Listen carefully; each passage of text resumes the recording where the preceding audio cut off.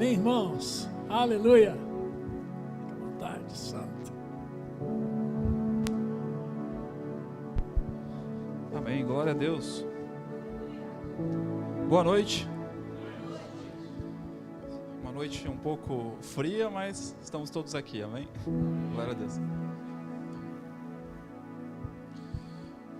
Glória a Deus. Para mim é uma grande honra estar aqui ministrando sobre um tema tão impactante na nossa vida, que muitas pessoas têm medo por falta de entendimento desse tema, que é a escatologia. E aprove o coração de Deus, tocar ao coração do nosso pastor para que a gente pudesse ser ensinado nisso nestas últimas quartas-feiras. Então, nas últimas 2 quartas-feiras, nós tivemos, na primeira, praticamente uma aula panorâmica de tudo aquilo que seria ministrado, ou tudo aquilo que é assuntos escatológicos, né? A importância da escatologia. Praticamente um terço da Bíblia fala-se sobre escatologia. Então, se a Bíblia decidiu dedicar 30% de todo o seu texto para um assunto escatológico, é porque isso é importante e nós precisamos realmente aprender sobre isso. Amém? Incline seus olhos, vamos fazer uma oração. Pai, em nome de Jesus, nós te agradecemos, Senhor, pela Tua palavra, que ela é luz para os nossos pés e lâmpada para o nosso caminho. Pai, nós agradecemos, Senhor, pela Tua inspiração em minha vida. Eu oro para que o Teu Espírito possa fluir através da minha vida e que eu possa tocar na unção de ensino essa noite e os meus irmãos possam ser alcançados por esta palavra e eles possam avançar naquilo que o Senhor tem para eles. Em nome de Jesus, eu te agradeço e eu declaro cativo toda a atenção deles neste momento. Nós declaramos cessando todas as distrações e nós declaramos os corações alinhados como terra boa para receber da Tua palavra e ser semente e frutificar nela. Em nome de Jesus. Amém. Glória a Deus. E seguindo, no segundo dia, ou na segunda quarta-feira, nós tivemos também uma poderosa aula com a ministra Ana Luísa, que nos trouxe um entendimento sobre a grande tribulação, as 70 semanas de Daniel, e fez também um panorama geral ali de como que seria esses dias. Amém? E hoje nós iremos tratar sobre 3 temas, ainda não é o fim, ainda terá uma próxima quarta-feira, mas hoje nós iremos falar sobre a segunda vinda de Cristo, iremos falar sobre a batalha do Armagedon e sobre o milênio. Amém?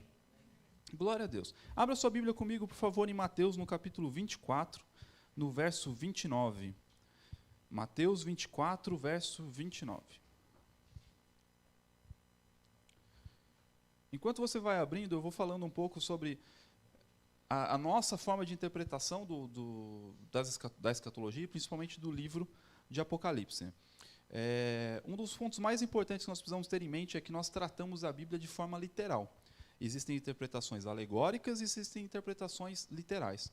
Guilherme, o que é uma interpretação alegórica? É quando você lê um texto e você tenta trazer qualquer interpretação de acordo com a sua mente ou de acordo com aquilo que você acha que possa ser. Mas nós não interpretamos a Bíblia dessa forma, nós interpretamos ela de uma forma literal. Então significa o seguinte, que aquilo que está escrito aqui é o que realmente Deus quis passar. Claro que nós vamos tentar entender qual é o contexto histórico, para quem que aquele texto foi dirigido, e nos aprofundamos neste tema. E também entendemos também quando estamos falando de parábolas, ok? Quando nós estamos falando de parábolas, Jesus mesmo diz que ele não pôde falar abertamente com as pessoas porque eles não entenderiam e não era o tempo deles perceberem aquilo.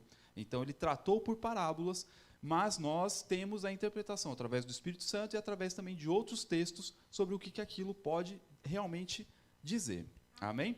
E quando eu falo isso, é para que você realmente tenha em mente, porque muitas vezes nós ouvimos, a besta que tinha 10 cabeças e 11 chifres.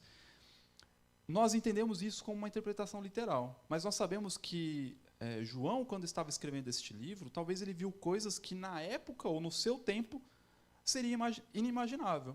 Imagina você falar, por exemplo, para alguém, há 50 anos atrás, o que é um telemóvel. Como essa pessoa descreveria isso? Ou então, o que é a internet?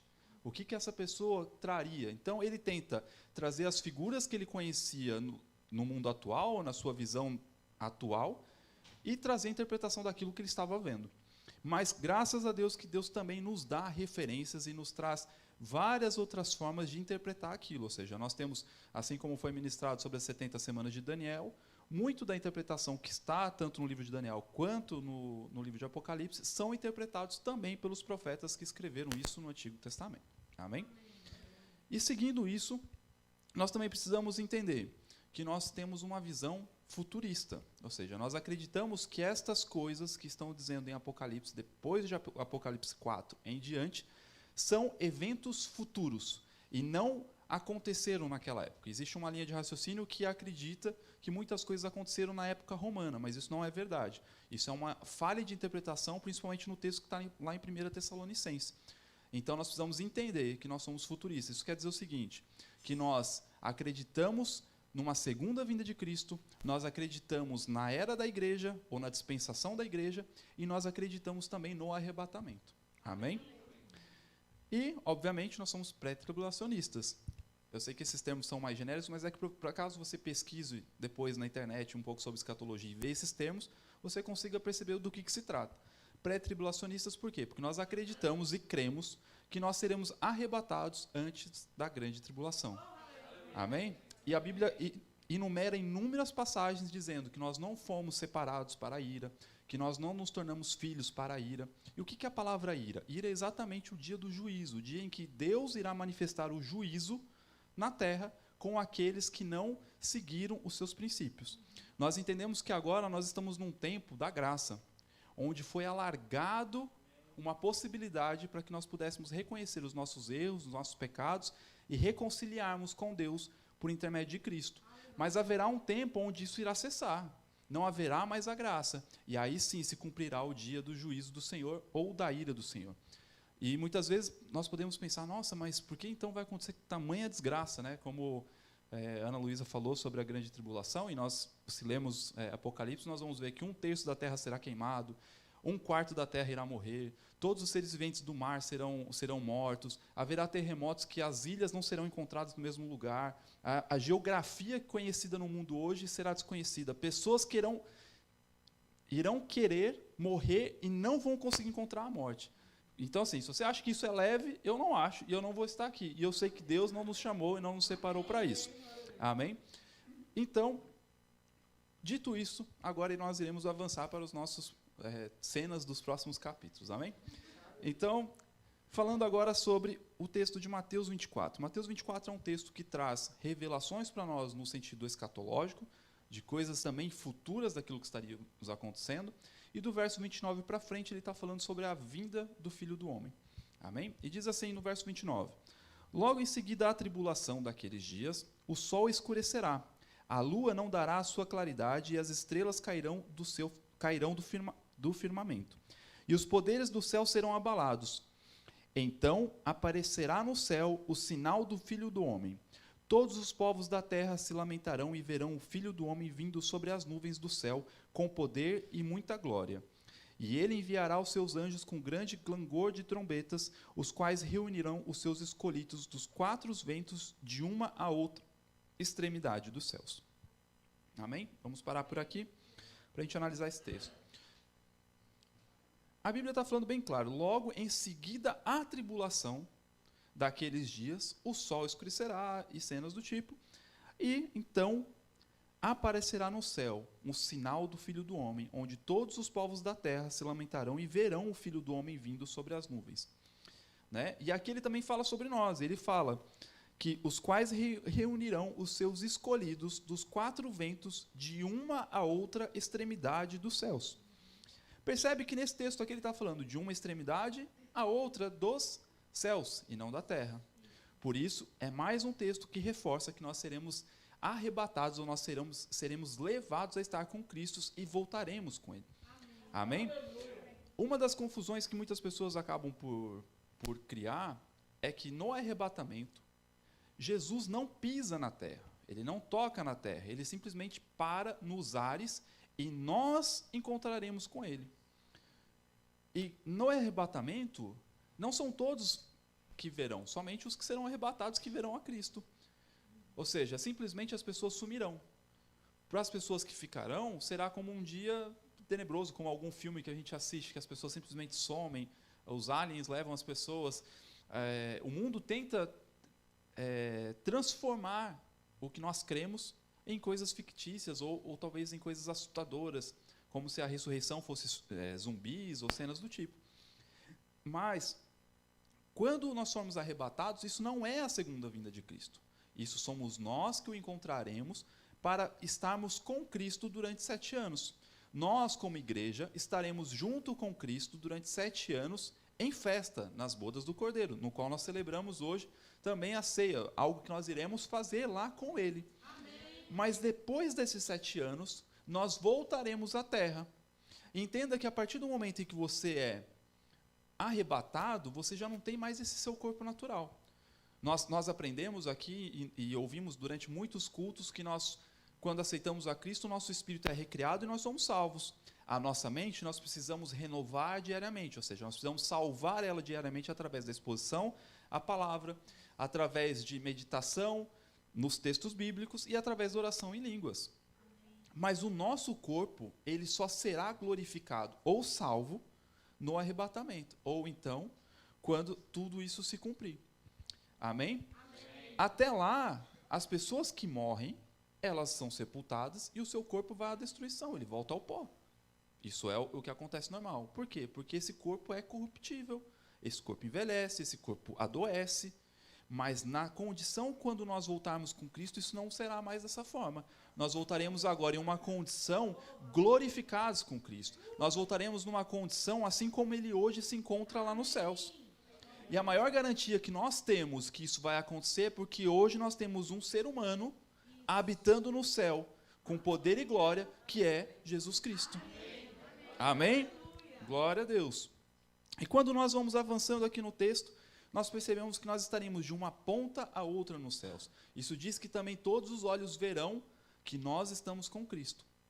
E quando Cristo vier à terra, acontecerá um grande evento, que é a Batalha do Armagedon. Amém? E o que é essa Batalha do Armagedon? Durante esses 7 anos de tribulação, nós descobrimos alguns elementos, ou algumas pessoas, ou alguns personagens bíblicos durante esse período. Que nós temos ali o falso profeta, nós temos o anticristo e nós temos a figura da besta. Estes 3 em conjunto, ou em conluio, eles vão enganar vários reis, eles vão enganar muitas pessoas, reinos, para quê? Para se juntar com a força de um exército para guerrear contra quem? Contra Deus, ou contra Jesus e os seus escolhidos, ou seja, contra Jesus e nós. Esse é o desejo do diabo, porque ele sabe que quando isso acontecer, o fim dele está próximo. Porque assim, muitas vezes nós temos a sensação que parece que o diabo não conhece a Bíblia ou que ele não lê o texto. Pelo contrário, se calhar ele conhece ainda muito mais do que às vezes a gente poderia até conhecer. E ele sabe qual é o seu fim. Mas ele tentará de todas as formas barrar com isso. E um exemplo claro disso é quando nós olhamos, por exemplo, a figura de Moisés, ou quando nós olhamos também quando Jesus nasceu. Satanás, ele sabia mais ou menos qual era a época que aquilo iria acontecer, e ele tentou de todas as formas fazer com que aquilo não acontecesse. Quando Moisés nasceu, que seria o libertador do Egito, ele viu que o povo estava sob aprisionamento no Egito, escravidão, e existia uma promessa de libertação. Ele falou, por agora deve vir o Messias. O que ele fez? Ele instruiu o faraó, deu pensamentos para que o faraó matasse todas as crianças, todos os primogênitos. Para quê? Para que não se cumprisse a palavra. Mas ele não conseguiu matar Moisés, porque os planos de Deus não são frustrados e não serão frustrados. Amém? Da mesma forma com Jesus. Quando Jesus foi nascer, o rei Herodes anunciou algo que era para fazer o quê? Matar todas as crianças. E o que aconteceu? Jesus também foi poupado, mediante a graça de Deus. E nós vemos isso principalmente quando os magos ou os reis vão encontrar a Jesus na manjedoura e levar presentes. A orientação que eles têm é, não volte ao rei. Ou seja, eles não voltaram para anunciar que o Messias tinha nascido ou que aquele homem tinha nascido. Mas, novamente, o diabo sabe os tempos e ele sabe aquilo que está por vir. Então, quando ele percebe que a igreja é arrebatada, e ele sabe que durante aqueles 7 anos ele vai estar aqui, ele vai tentar enganar a todas as pessoas possíveis para que eles lutem e guerreiem junto com ele contra Deus. Além disso, muitas pessoas vão ser voluntárias nessa batalha. Afinal, tem gente que realmente não quer nada com Deus e decidiu ser uma má pessoa.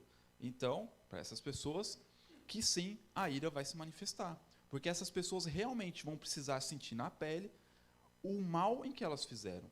Né? Assim como o pastor mencionou aqui em Apocalipse 19, quando fala sobre a grande Babilônia, ou seja, sobre aquela grande meretriz que matou inúmeros profetas, inúmeras pessoas, e se embebedou do sangue dos justos, essa meretriz vai ter que prestar contas e vai padecer por isso. E eu sei que muitas vezes isso é uma mensagem, às vezes, dura, né? Mas nós precisamos ter a consciência de que nós estamos numa condição diferente. Graças a Deus que nós hoje podemos ser igreja, que nós podemos ser um povo escolhido. Afinal, se Jesus não viesse para nós e nós não nos tornássemos como o seu povo, enxertados por meio de Cristo, esse fim era o nosso, porque nós éramos gentios, o seu povo escolhido era Israel.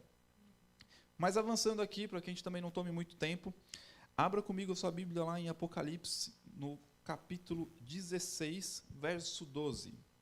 Apocalipse 16.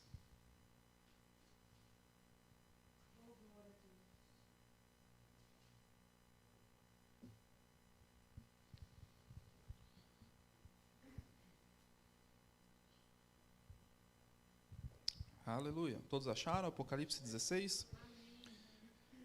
Verso 12 diz assim: derramou o cesto a sua taça sobre o grande rio Eufrates. Só para que vocês possam perceber o que está se passando aqui.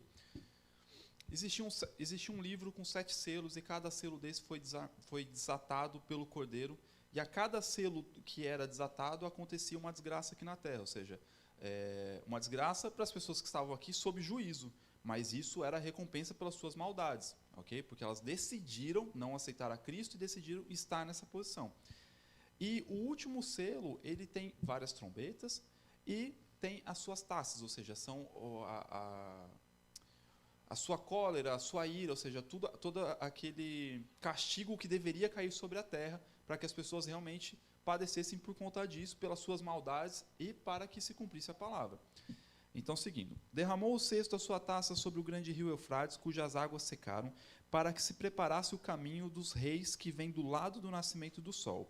Então vi sair da boca do dragão, da boca da besta e da boca do falso profeta 3 espíritos imundos semelhantes a rãs, porque eles são espíritos de demônios, operadores de sinais, e se dirigem aos reis do mundo inteiro com o fim de ajuntá-los para a peleja do grande dia do Deus Todo-Poderoso. E aqui tem um texto que diz: eis que venho como vem o ladrão, bem-aventurado aquele que vigia e guarda suas vestes, para que não ande nu e não se veja a sua vergonha. Então os ajuntaram no lugar que em hebraico se chama Armagedon, ou Colina do Megido. Ok? Então você percebe que no começo do texto aqui ele está dizendo que o falso profeta, o anticristo e a besta, os 3 se juntaram e cada um lançou um espírito de enganação, no qual fazia prodígios, maravilhas, para unir esses povos, esses reis, com o objetivo de ir contra o Deus Todo-Poderoso, ou contra Jesus. E no verso 16, diz assim: então os ajuntaram no lugar que em hebraico se chama Armagedon. Isso me diz que o diabo conseguiu enganar essas pessoas. Esses reis, esses exércitos, eles realmente se ajuntaram para batalhar contra Deus, achando que eles poderiam realmente ter alguma força contra isso, ou fazer algo que realmente fosse favorável a eles. E essa colina do Megido, ou esse local Armagedon, ele é um local extremamente importante para toda a cultura hebraica, ou para os judeus, porque neste local é onde, por exemplo, ocorreu a morte de Saul. Logo que Saul deixou de ser rei porque se tornou rebelde contra Deus, ou seja, desobedeceu uma ordem direta de Deus. E é onde Gideão também matou, ou seja, guerreou contra os midianitas. Ou seja, é um local conhecido por morte de ímpios, ou de pessoas que não faziam parte da aliança com Deus. Ou seja, Saul, ele tinha saído da aliança porque tinha desobedecido a Deus. Os midianitas que foram mortos neste local porque eles não eram da aliança com o Deus de Israel. Então, este é um local extremamente importante por conta disso. E é um local próximo a Jerusalém, que é a base de todo esse conflito. Muitas vezes nós olhamos para o nosso mundo atual e nós vemos, às vezes, guerras em Jerusalém, e rumores de guerra, e tentam invadir, não tentam. Como alguns anos atrás tiveram a Guerra dos 7 Dias, quando a Síria tentou invadir Israel, e milagrosamente a Síria tinha 4 vezes o número dos soldados de Israel e, de repente, eles perderam a guerra. Ou seja, nós precisamos entender que existe algo ali também importante, porque ali será a base do governo milenar de Cristo. Amém? Avança agora um pouquinho a sua Bíblia, vai ali em Apocalipse, no capítulo 19, no verso 11. São algumas páginas para frente, ou alguns cliques aí no seu telemóvel.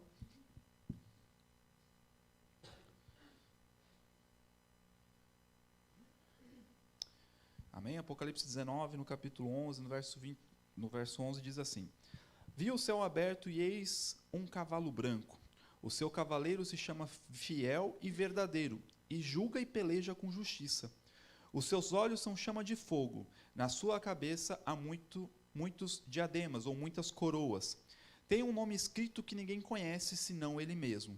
Está vestido com um manto tinto de sangue, e o seu nome se chama o Verbo de Deus.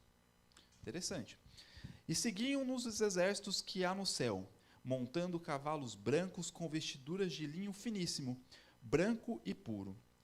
Sai da sua boca uma espada afiada, para com ela ferir as nações, e ele mesmo as regerá com cedro de ferro, e pessoalmente pisa o largar do vinho do furor da ira de Deus Todo-Poderoso.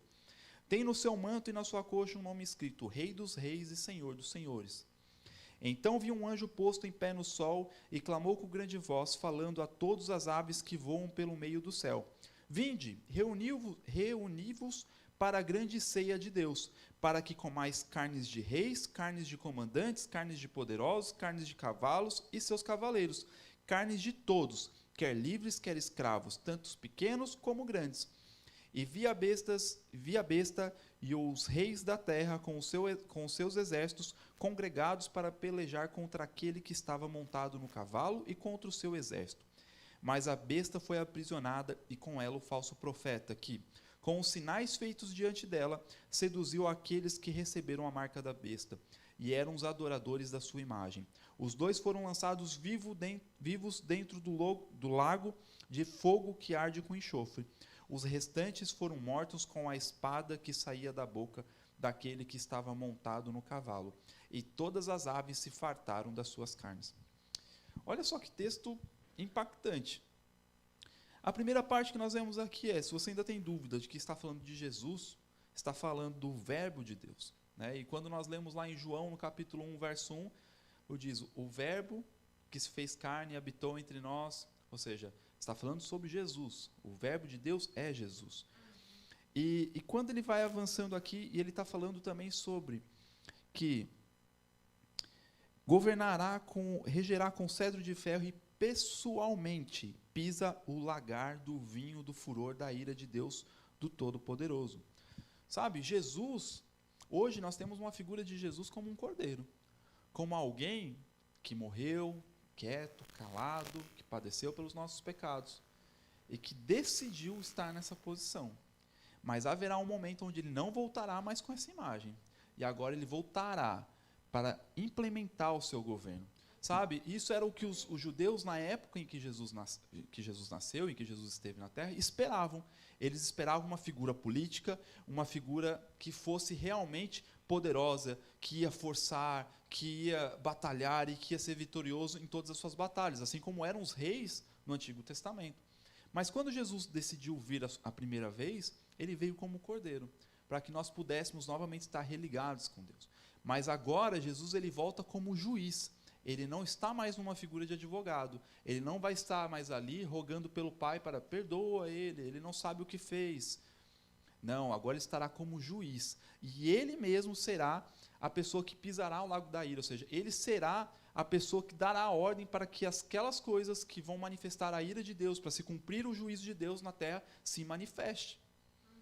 Amém? E o que eu acho mais interessante aqui é que quando nós avançamos, Rei dos Reis e Senhor dos Senhores. Nós somos chamados, irmãos, para reinar em vida, porque nós temos um rei e nós somos reis. Ou seja, ele é o Rei dos Reis, ele é Senhor dos Senhores. Nós somos senhores na terra, nós precisamos ser senhores. E o que eu acho mais impactante nesse texto é que você vê que os reis da terra tentaram reunir todos os povos, todas as nações, todo o poderio bélico disponível no mundo para que atacasse contra Jesus. Mas Jesus simplesmente, com o poder de abrir a sua boca, que fala aqui no verso...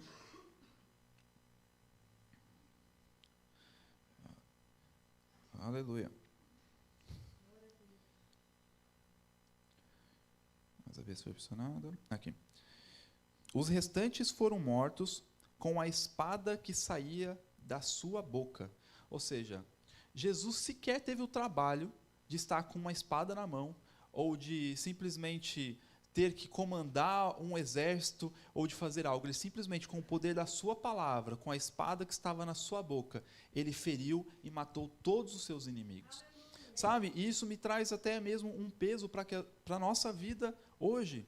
Sabe, quando nós lemos lá em Provérbio que diz que o poder da vida e da morte está na nossa boca, é por conta disso. Existe um poder disponível na nossa boca, e tudo aquilo que nós declaramos acontece. E eu acredito que será dessa forma. Jesus chegará e falará, estão todos mortos, e acabou, está feito. Ele não vai ter que fazer nada, porque ele tem todo o poder nas suas mãos. E agora ele vem com uma figura realmente de autoridade. E não existe nada no mundo que poderá o deter. Nada. Nem o diabo, nem as pessoas, nem animais. Nada poderá deter o agir dele. Amém? E nós vemos que essas pessoas que estão mortas aqui são as pessoas que decidiram se unir contra Jesus. Amém? Mas perceba que existem pessoas aqui na Terra que não se uniram contra isso. Né? Existe até uma linha de pensamento escatológico que diz que para se cumprir, para que Jesus volte à Terra, representantes das 12 tribos de Israel vão ter que reconhecer que ele é o Messias. Né? E eles se baseiam no texto, quando está falando da grande tribulação, que ele fala, ó, quando você vê o fruto da desolação, ou seja, durante os primeiros anos, o templo vai ser reconstruído, que foi o que até a Ana ministrou isso na última quarta-feira. O templo vai ser reconstruído e os judeus vão voltar a fazer os seus sacrifícios como faziam na velha aliança. E o que acontece? Haverá um momento onde um dos animais a serem mortos ali, ou uma das ofertas, um dos sacrifícios que serão feitos, será um sacrifício abominável. Algumas pessoas acreditam que será um porco, outras pessoas, porque na cultura judaica um porco é um animal impuro, sujo. Outras pessoas acreditam que poderá ser até um ser humano. E muitos do que estarão lá estarão nem aí para o que está acontecendo. Por quê? Porque eles vão estar se gloriando com os milagres e maravilhas que o falso profeta e o anticristo estarão fazendo. Mas alguns ainda vão ser poupados. E essas pessoas vão perceber, escolhemos o lado errado. Decidimos pensar errado. E essas pessoas vão fugir daquele local. Né? E a Bíblia ela fala que, olha, ore para que nesse dia as mulheres não estejam grávidas, nem amamentando. Se você estiver no campo, não volte para buscar a roupa. Ou seja, existem algumas orientações para esse povo fugir. E esse povo será perseguido. Só que haverá um momento onde esse povo, ou ele decide aceitar que realmente o Cristo é aquele que eles acharam que não era o Cristo, ou então eles serão mortos. Então, naquele momento, eles reconhecerão que Jesus é realmente o Filho de Deus e vão falar, olha, estávamos errados. E aí se cumpre toda a profecia, onde diz que todo joelho na terra, debaixo da terra, nos céus e na terra, irão se dobrar e dizer que Jesus é o Filho de Deus. Amém? E essas pessoas que estarão na terra, elas serão poupadas, porque elas não batalharam contra o Cordeiro. Elas estavam numa situação também fragilizada. Algumas outras pessoas também não aceitarão a marca da besta, ou seja, essas pessoas terão muita dificuldade em sobreviver, porque a Bíblia fala que quem não tiver a marca da besta não vai poder comprar, não vai poder vender. É quase igual o que está acontecendo hoje no mundo, mas isso não é a marca da besta também, gente. Se você não é vacinado, ou se você não tem um teste negativo, você não pode entrar num shopping, você não pode comprar as coisas. Ok? Isso é só um teste para as pessoas que vão ficar. Então, já decida não ficar e a gente vai avançando. Amém? Mas vai ser dessa forma, e as pessoas não vão conseguir fazer nada. Então as pessoas vão tentar se esconder, vão tentar fugir, para que realmente elas consigam sobreviver esse tempo. E essas pessoas que ficarem, o que acontece com elas? Agora nós entramos na nossa terceira parte, que é sobre o milênio. Deixa eu ver aqui quanto tempo que eu ainda tenho. Aleluia. E o que é o milênio? O milênio é o reino milenar de Cristo, ou seja, durante 1000 anos, Jesus vai governar a terra, ok? Ou seja, só que ele não entenda que Jesus irá governar como um cordeiro. Jesus agora vai governar um governo com regras, com normas, para que as coisas funcionem. Amém? E nós precisamos entender que nós estaremos reinando com Ele. Amém? Por quê? Nós que fomos salvos, nós que nos tornamos igrejas, tudo aquilo que nós decidimos estar com Ele, existe algo, nós iremos trabalhar. Amém? Se você acha que você vai, depois de ser arrebatado, vai ficar lá comendo uva e cantando com os anjos, não vai ser isso que vai acontecer. Amém. Então, como tem a imagem que a Ana Luísa colocou, depois da segunda vinda, nós temos então o milênio, que são 1000 anos, ok? Que encerra-se as dispensações bíblicas, que aí vai ser um outro tema para outras quartas-feiras, porque só aí já vai ter tema para muita coisa para a gente estudar. Mas o que acontece? Durante esses 1000 anos, nós iremos reinar com Cristo aqui na Terra, nós seremos governadores. Então, nessa terra, pós ira do Senhor, nós iremos estar aqui reinando. E essas pessoas que não foram mortas durante a tribulação, porque assim, se você não aceitar a marca da besta e morrer, crendo que você não aceitou porque você realmente acreditava que escolheu o lado errado e você acreditava em Jesus, você vai ser salvo, amém? Você não vai ter um galardão, não vai ter uma posição de destaque, mas vai ser salvo. Inclusive, se você estiver vendo essa mensagem aí no YouTube depois do arrebatamento, mantenha-se firme, que ainda há uma chance, amém? Então, essas pessoas serão salvas. Só que as outras pessoas que estarão aqui na Terra, nesse momento, o que acontece? Quando Jesus vem reinar na Terra, há uma transformação. Porque agora nós vivemos um reino milenar, nós vivemos um reino de Cristo, um reino de paz, justiça e alegria. Ou justiça, paz e alegria. Amém? E a Bíblia fala que durante esse período, Satanás será preso. Ok? Satanás será preso, ou seja, a pessoa ou a figura que nos tenta a pecar ou ir contra a Cristo, essa figura será aprisionada durante 1000 anos. A figura que gera maldade no mundo será aprisionada. Então, durante 1000 anos não haverá maldade, não haverá tristezas. Ou seja, a forma da pessoa morrer nesse período vai ser como? Decidindo pecar por livre e espontânea vontade, por realmente vontade, porque nem tentado ela vai ser. Ela vai querer realmente realmente querer pecar ou ir contra o Senhor nesse período. Né? Então vamos lá, abre sua Bíblia um pouco mais para frente, em Apocalipse 20, no verso 1 ao 10. Diz assim: Então vi descer do céu um anjo, tinha na mão a chave do abismo e uma grande corrente. Ele segurou o dragão, a antiga serpente que é o diabo, Satanás, e o prendeu por 1000 anos. Lançou-o no abismo, fechou-o e pôs selo sobre ele, para que não mais enganasse as nações até que se completarem os 1000 anos. Depois disso é necessário que ele seja solto pouco tempo. Vi também tronos, e nestes sentaram-se aqueles aos quais foi dada a autoridade de julgar. Vi ainda as almas dos decapitados por causa do testemunho de Jesus, bem como por causa da palavra de Deus. Tantos quantos não adoraram a besta, nem tampouco a sua imagem, e não receberam a marca na frente e na mão, na fronte e na mão. E viveram e reinaram com Cristo durante 1000 anos. Os restantes dos mortos não reviveram até que se completassem os 1000 anos, ou seja, aqueles reis que foram mortos e as pessoas que morreram na tribulação com a marca da besta, essas pessoas estão ainda aguardando a última ressurreição, a ressurreição final deles, que aí são cenas do próximo capítulo. Continuando, esta é a primeira ressurreição. Bem-aventurado e santo é aquele que tem parte na primeira ressurreição. Sobre esses a segunda morte não tem autoridade. Pelo contrário, serão sacerdotes de Deus e de Cristo e reinarão com ele 1000 anos. Amém? Só para você entender um pouco como que vai ser o reino milenar de Cristo, abra sua Bíblia em Isaías no capítulo 11. Lá no Antigo Testamento, também o livro do profeta Isaías, que inclusive é o profeta do Antigo Testamento que mais fala sobre escatologia, Isaías. Então diz assim, Isaías 11, no verso 1 em diante. Do trono de Jessé sairá um rebento, e das suas raízes um renovo. Repousará sobre ele o Espírito do Senhor, o Espírito de sabedoria e de entendimento, o Espírito de conselho e de fortaleza, o Espírito de conhecimento e de temor do Senhor. Deleitar-se no temor do Senhor. Não julgará segundo a vista dos seus olhos, nem repreenderá segundo o ouvir dos seus ouvidos. mas julgará com justiça os pobres e decidirá com equidade a favor dos mansos da terra. Ferirá a terra com a vara de sua boca e com o sopro dos seus lábios matará o perverso. A justiça será o cinto dos seus lombos e a fidelidade o cinto dos seus rins. O lobo habitará com o cordeiro e o leopardo se deitará junto ao cabrito. O bezerro, o leão novo e o animal cevado andarão juntos, e um pequenino os guiará.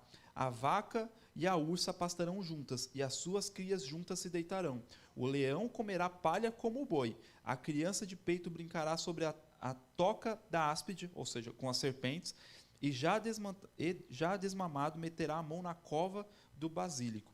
Não se fará mal nem dano algum em todo o meu santo monte, porque a terra se encherá do conhecimento do Senhor, como as águas cobrem do mar. Naquele dia recorrerão as nações à raiz de Jessé, que está posta por estandarte dos povos, a glória que lhe será a morada. Amém? Então, nesse ponto, nós estamos falando exatamente como vai ser o reino milenar. Você está vendo que as crianças vão poder brincar com as serpentes, o leão vai comer palha. Na nossa mente é até um pouco difícil, às vezes, a gente imaginar que isso possa acontecer, mas vai acontecer. Porque é um reino em harmonia, um reino em paz, em alegria. Amém? Depois disso, haverá alguns outros pontos que aí ficam já para a próxima quarta-feira, que vai ser, como nós vimos, Satanás foi preso por um tempo e convém que ele será solto por um último período. E só para finalizar, e a gente já passa para um momento de oração, eu sei que eu já passei demasiado do meu tempo, mas abra, por favor, comigo a sua Bíblia em Lucas, no capítulo 10, no verso 25.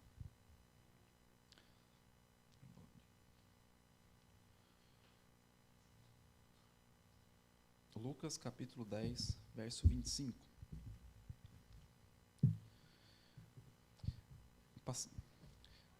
E diz assim: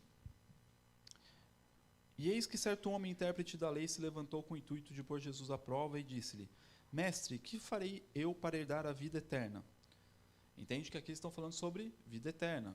Quando fala vida eterna, é sobre eternidade. Amém? Então Jesus lhe perguntou: O que está escrito na lei? Como interpretas? A isto ele respondeu: Amarás o Senhor teu Deus de todo o teu coração, de toda a tua alma, de todas as tuas forças e de todo o teu entendimento. E amarás o teu próximo como a ti mesmo. Então Jesus lhe disse: Respondeste corretamente, faze isto e viverás. Ele, porém, querendo justificar-se, perguntou a Jesus: Quem é o meu próximo? Jesus prosseguiu dizendo: Certo homem descia de Jerusalém para Jericó, e veio a cair em mãos de salteadores, os quais, depois de tudo, lhe roubaram e lhe causaram muitos ferimentos. Retiraram-se, deixando-o semi-morto. Casualmente, descia um sacerdote por aquele mesmo caminho, e vendo-o, passou de largo.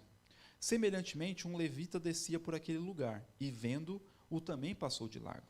Certo samaritano que seguia o seu caminho passou-lhe perto, e vendo-o, compadeceu dele. E chegando-se, pensou-lhe os ferimentos,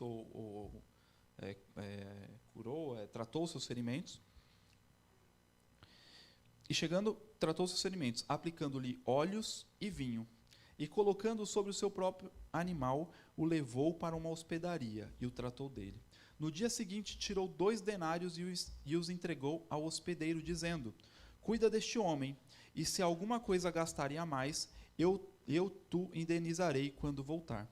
E aqui ele pergunta: qual desses 3 homens é o mais próximo? Mas perceba que aqui ele está falando, obviamente, está falando com essa pessoa para dizer o que seria tratar uma boa pessoa. Né? E ele está trazendo 2 figuras religiosas e uma figura que era praticamente desprezado pelos judeus, que era o samaritano. Mas entenda que essa parábola, e como eu disse lá no início, parábola nós precisamos também interpretar de uma forma um pouco diferente, está dizendo sobre vida eterna. E quando nós vemos essa situação, né, certo homem descia de Jerusalém para Jericó, nós vemos que Jerusalém era realmente o local escolhido, ou seja, era como se fosse o Éden. E esse homem é como se fosse Adão, ou seja, como se fosse os homens. E eles estavam indo para Jericó, ou seja, é um caminho que, quando nós vamos estudar um pouco mais sobre isso, é um caminho que ninguém faria isso em sã consciência. Seria uma burrice, uma tolice imensa alguém fazer isso, porque certamente ele seria roubado, ou certamente aconteceria um dano para ele. Era um local cheio de penhascos, cheio de locais escuros, ou seja, as pessoas sabiam que não era uma boa escolha por ali, mas o homem decidiu passar por lá. E nós vemos aqui que ele fala que salteadores os roubaram. Ou seja, nós vemos aqui a figura do diabo, que roubou toda a autoridade do homem, roubou tudo aquilo que o homem tinha no Éden, na figura de Adão. E quase o deixou morto, ou seja, ele ficou semi-morto. Ou seja, nós estávamos numa condição onde praticamente era irreversível. Era uma situação completamente absurda, ou a situação que nós estávamos. E quando nós vamos olhando aqui, casualmente descia um sacerdote. E quando nós olhamos o sacerdote, nós vemos a figura da lei. Ou seja, a lei ela não conseguia salvar o homem. Ela via o homem na condição que ela estava perdido, ela viu o homem na situação que ele estava quebrado, na situação onde ele estava afastado de Deus, mas ele não podia fazer nada. E simplesmente passou de lado. Nós vemos aqui a figura do levita, que logo passou em seguida, e o levita é uma representação dos profetas, ou seja, os profetas também não podiam fazer nada. Eles podiam anunciar algo que poderia vir, mas eles, pela sua própria força ou pelo seu próprio entendimento, não podiam fazer nada pelo homem. Mas veio alguém que era desprezado pelos judeus, desprezado por todos, que era o samaritano. E nós vemos que nessa passagem o samaritano representa Jesus. E esse homem ele vem e trata do homem. Ele pega o homem na condição que ele estava, desprezado, roubado, destruído, onde nem a lei e nem os profetas podiam salvar. E ele pega o homem e trata dele. E o que eu acho mais interessante é que quando... Ana, se você conseguir voltar naquela imagem, eu agradeceria imenso. E quando nós olhamos a figura de Adão até a lei, ou seja, desculpa, até Abraão, nós temos ali, então, aproximadamente 2000 anos, na evolução bíblica cronológica, amém? Nós cremos na Bíblia, então nós acreditamos que o mundo não tem 6 bilhões de anos, como as pessoas dizem. Porque um dos pontos mais importantes que todo mundo desconsidera é que a idade do carbono que eles usam para testar os materiais mais antigos não considera que a Terra foi inundada. Porque se considerar o dilúvio, essa idade do carbono ela é inexistente. Eles não conseguem ter isso com propriedade. Você pode pesquisar isso depois, existem vários estudos científicos que falam sobre isso. E então nós cremos que a Terra não tem 6 bilhões de anos, mas tem 6 milhões de anos. Amém? 6 milhões não, 6 mil anos, peço desculpa. Pronto. E os dois primeiros 2000 anos, ou seja, até Abraão, nós vemos então a figura do homem.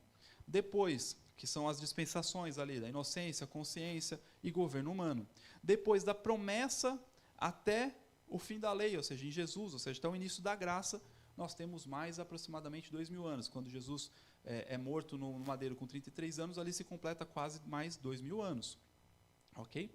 E nós temos então o que o texto diz, que ele fala que ele pegou o homem e chegando, passou-lhe ferimentos, aplicando óleo e vinho, e colocando sobre o seu próprio animal. Ou seja, no quarto dia, nos 4.000 anos, ele colocou sobre o animal e levou para uma hospedaria e tratou dele. O que seria essa hospedaria?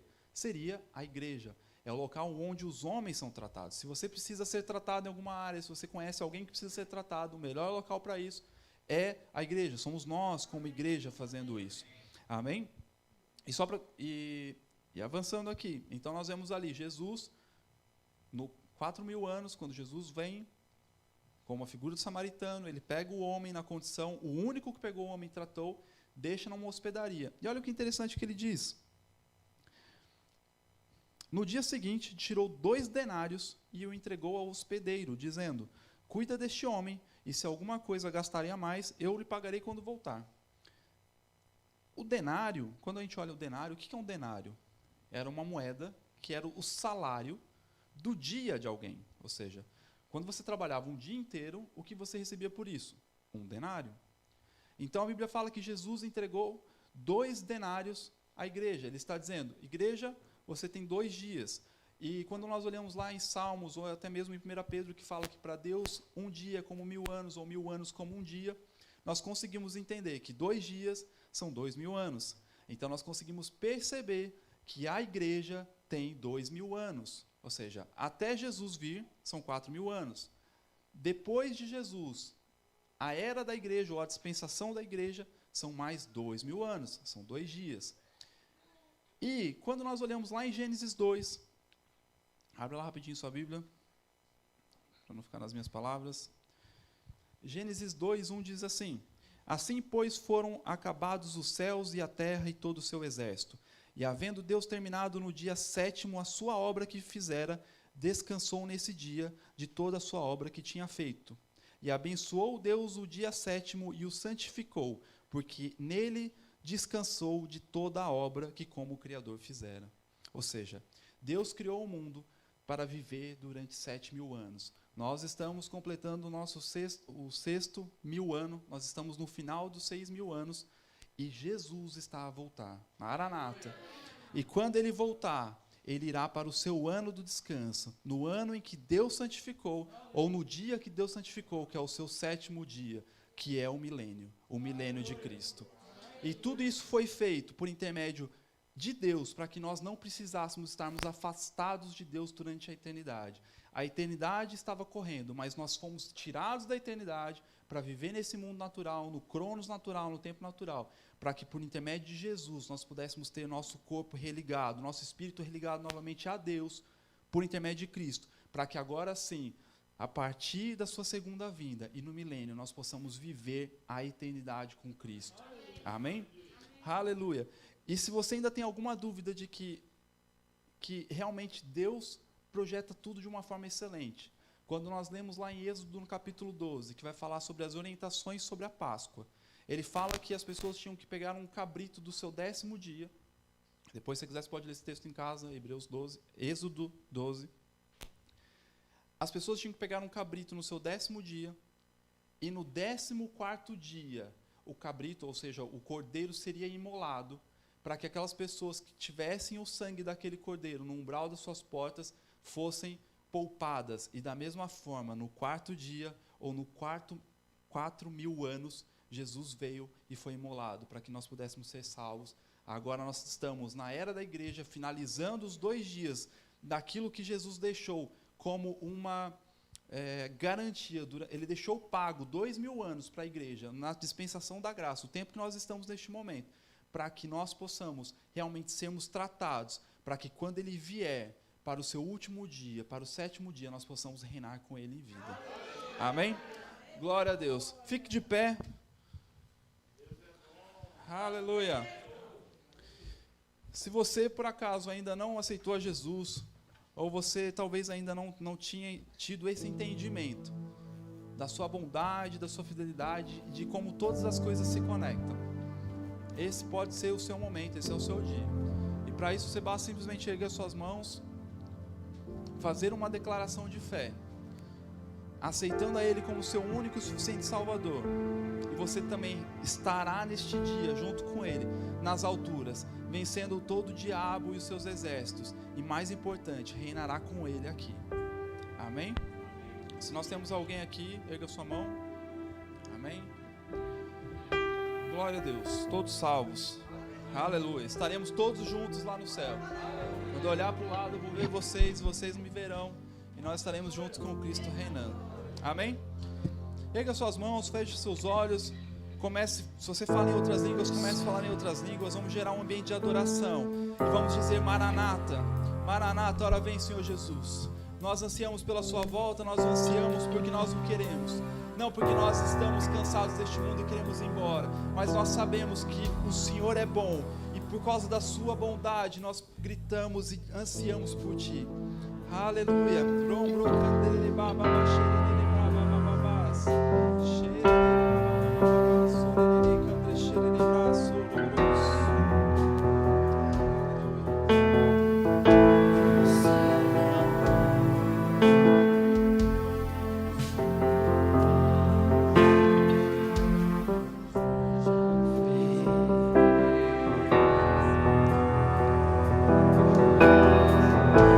Você não muda, você não falhará, você já fez, você fará. Tu és eterno e não se esquecerá, você já fez, você fará. Você não muda, você não muda, você não falha, você não falhará, você já fez, você fará. Tu és eterno não se esquecerá. Você já fez, você fará. Sabe, irmãos, uma das coisas que